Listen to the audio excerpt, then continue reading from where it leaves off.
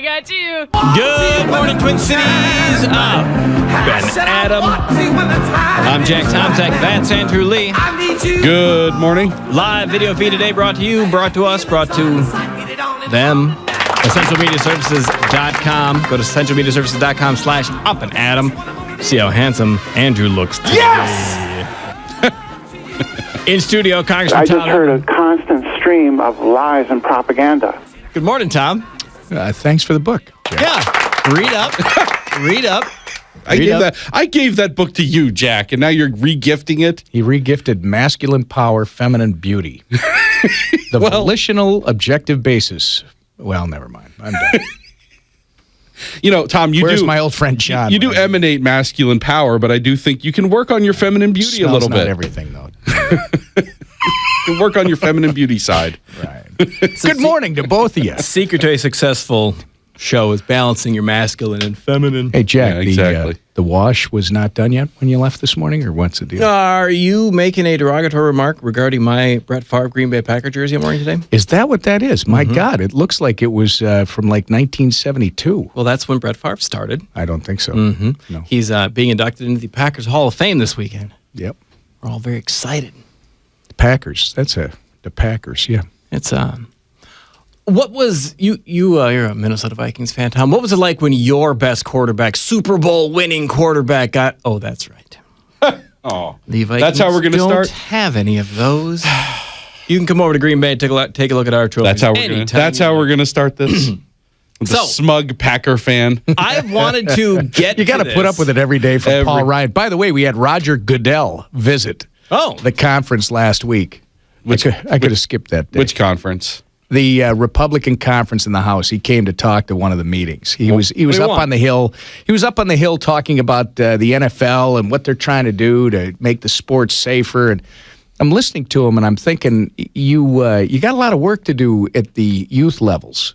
You really do, because I see reports. We've got 3 high schools that have had a football program for years. Isn't it Blake, Benilde, and somebody else that they're going to combine? I probably said that wrong, so now you'll hear from somebody. Oh, we got a program. Okay. But these schools, because they aren't, more and more, I suspect its parents are having their kids opt for something else, probably because of all the publicity about the traumatic head injuries and the like. You never sustained any of that, did you, Jack? Huh? Yeah. One. I remember one had to be pulled out. I got completely rocked, and I had to skip a play. But yeah, I didn't know where it was. Yeah. That'll come back when I'm, old and 50. That was one of the benefits to being one of the grunts on the offensive line. Is you don't take too many shots on the head. Really? I didn't. Well, Maybe I just didn't play that much. I remember a guy standing. Over me by the name of Olsenowski. I think he started with a shot to the head every time. Well, at least you remember his name. That's you can't forget him. So and that's when it comes to the concussions in sports, hockey, football. My kids are never going to be good enough to play college sports or pro football. Well, that's encouragement. So I'm going to let them let them achieve their greatest dreams as long as you tell them what they're going to be able to do. If they break the genetic mold, fine, but they don't have it coming from my side. Yeah. But that's a scary thing, and you got all the kids in the world, and they got to play whatever sport they wanted to. Did you worry about concussion and things like that? No, actually, I probably should have more. But it's funny. It's something that when we were growing up. You remember what they did? You get knocked out, and they snapped one of those ammonia things under your nose, and then they said, okay, how many fingers? 1, 2, 3. Mm-hmm. And if you're within 6, you go right back in. in. And if you don't, you're a wimp, you're a baby, whatever. Yeah. And that's changing now. And a lot of times, the culture of not just football, but sports in general is you don't want to let people know you got your bell rung. Because then you're not going to play. Right, exactly. You let people, you let your coach know that you got your bell rung, and he's going to, he would look at you cross-eyed back in the day and be like, what's wrong with you? Why are you even complaining about that? Get back in there or go sit on the bench. And back in high school, playing is the most important thing. It's everything. Everything. Yeah. Yeah. All right. Where do we go? Okay. Huh? Okay. Here's a question I've been meaning to ask you since we started this. Sure. That's fine. We talk a lot about passenger rail, Southwest, North Star, all that stuff on this show, and it's always, You get free federal money, free, quote unquote, free money from the government, the federal government. So why wouldn't you do it? Though that leads to states spending more money down the road. It's the federal government enticing states to make bad decisions. What can we do at the federal level to turn off that quote unquote free money? Well, here's the thing. You got to separate, in my mind, between highways and bridges and transit. And we'll create the two categories. And you got to go back and ask yourself, as you're having all this pressure for resources, we're going to be voting on another one of these short-term, and I think this one will be 2 years, transportation bills before the end of this month, could come up as early as next week. It's in the Senate's hands right now, which we'll see what happens. But there has been I'm not going to say promise, that's a little strong. There has been a commitment on both sides to try and put together a 6-year funding bill for transportation. Okay. Something that is desperately needed at the federal level, and frankly, it was supposed to be the number one priority of the Minnesota legislature. Until it wasn't. Until it wasn't. I'll let you comment on that. But it's a very important element of our economy, because if you don't have infrastructure, transportation infrastructure, and this is not just highways and bridges, not just surface infrastructure, this is our ports, this has to do with our airports, et cetera. But now to your question, separate it between highways and bridges and transit. Jack, do you know that, first, Highway Transit Trust Fund, Highway Trust Fund, was created in the 50s based on a user fee concept, right? If we're going to use the highways across this country, if we're going to use the bridges, we should pay for them. So they created a 3-cent federal gas tax to build the greatest interstate highway system the world has ever seen, right? It was completed by some accounts by the early 90s, but now it's in need of maintenance, repair, expansion, et cetera.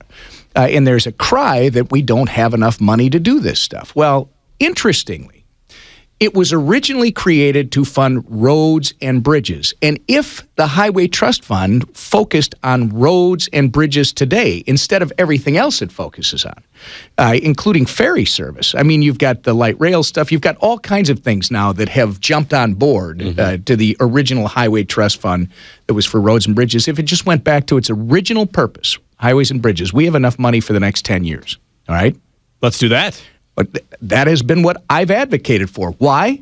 Because when we talk about things like rail and you say turn it off, you're talking about turning off investments where it makes no sense because of the demographics. Right. You don't have the population density to actually support this type of transportation thing. You might like it. You might like little train cars and rails, and it might be kind of fun to have that concept in your head, but from an economic standpoint, it doesn't. The population doesn't drive it.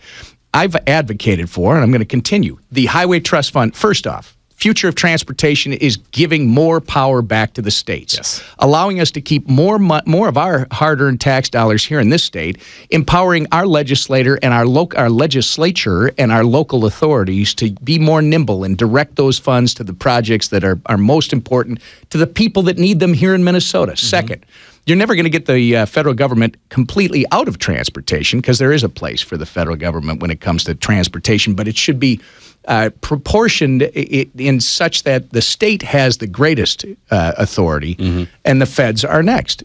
Now, you separate highways and bridges. You have the Highway Trust Fund what it was originally intended to fund, and we're going to have to be looking at the future because as alternative fuels, et cetera, we're going to have to find different ways to create that revenue stream.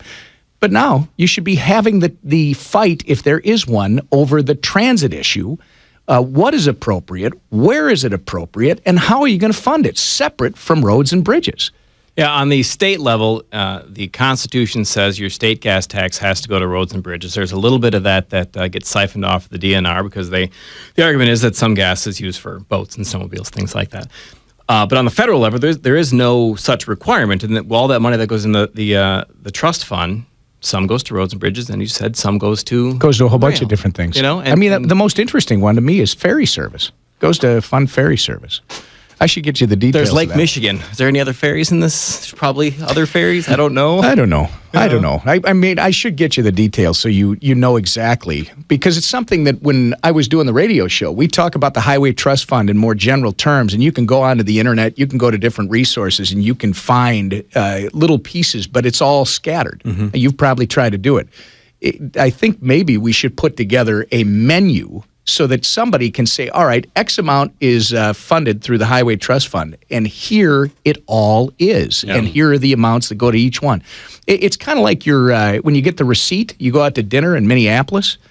You know, there's a reason why the receipt doesn't have all the taxes, the hotel fee, because if you looked at it, you go, my gosh, what are we paying for and why? Yeah, if people actually knew, they might get upset. Right. Yeah. Tom Coburn used to do this. You remember with his annual report on wasteful spending? We should probably start looking at putting together, biting off smaller pieces of that so you can be more detailed of why these organizations aren't running. But the issue going forward, your question is incredibly timely because there is a commitment, again, to do a 6-year transportation bill, and their talk is combining it with tax reform. You hear this thing called repatriation. There's a whole bunch of dollars that are offshore. They're not in this country because, frankly, and I know I'm going to draw opposition to this, but this is correct because our tax policies in this country are just absolutely backward. We're driving investment away instead of attracting it, and we're keeping people on the sidelines, right? So the idea is with tax reform, you could get companies to start repatriating dollars into this country. In other words, reinvesting into the United States. And that money would be directed towards the repair, maintenance, and expansion of our transportation system. Cool. Thank you for addressing that because I've been meaning to ask you this entire time. Let's take a quick break. When we come back, more with Congressman Tom Emmer. Miss any of the show? Get Up and At 'em on demand. Grab the podcast at TwinCitiesNewsTalk.com.